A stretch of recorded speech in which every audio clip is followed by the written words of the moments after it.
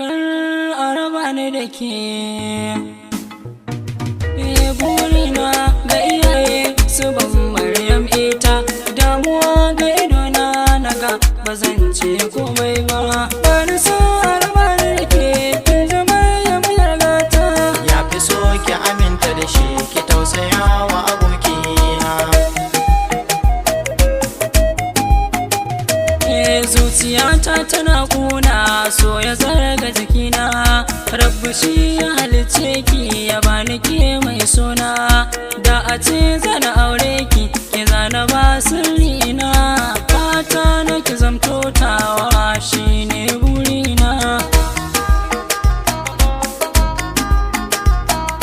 Na zamanto abin nuni akan ki zo yar baba. Soyayya na zo zami ko da ban saba ba. Ta ce tana so na ita ma, amma mai kyala su baba.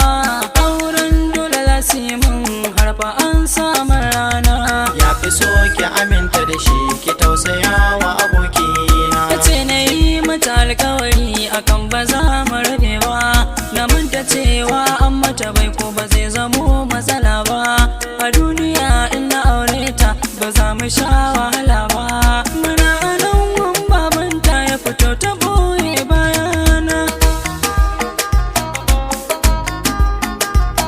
Na cewa Maryam zo zauna, sannan ki kalli idona.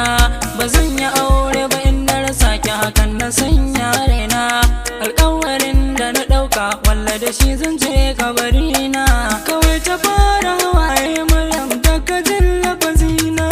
Ya fi so ki aminta da shi, ki tausaya wa abokina. Saurayin da aka yi masa bai ko ya zo ya sa a buge ni. Maryam ta tashi gabansa ta ce ni ne mijinta su gani.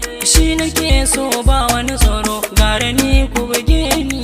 Kyawun idan ta nake kallo in tana fada da magautana.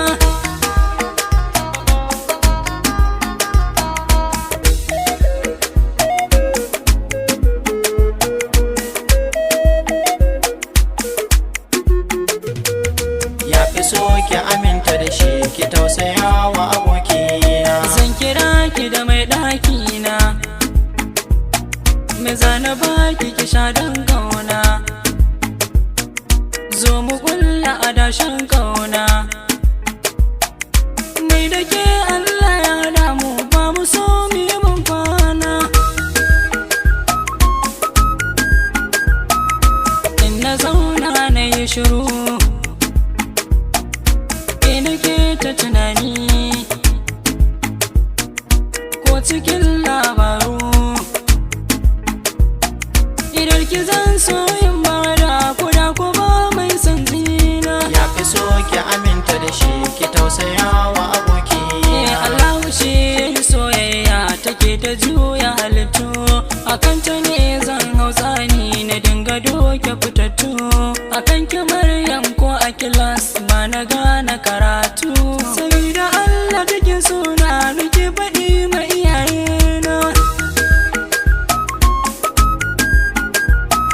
Akwai bayani in kin zauna, yau alama dai ta nuna. Har na furta aman bakina, kunyar ki Maryam ta sanya min bana'i da kalamaina. Ya fi so ki aminta da shi, ki tausaya wa abokina. Kinga soyayya halittar Allah ce Maryam, ki tausaya wa abokina. Kin ji Maryam, duka mai so da abin san sake Maryam. So halitta ne ba shi ya saka wa kai ne ba. Yanzu dai an raba ni da Maryam, ina zan sa kaina. Zuciyata tana kuna, me amfani na. Labarin rabuwar mu da Maryam na da yawa masoyana.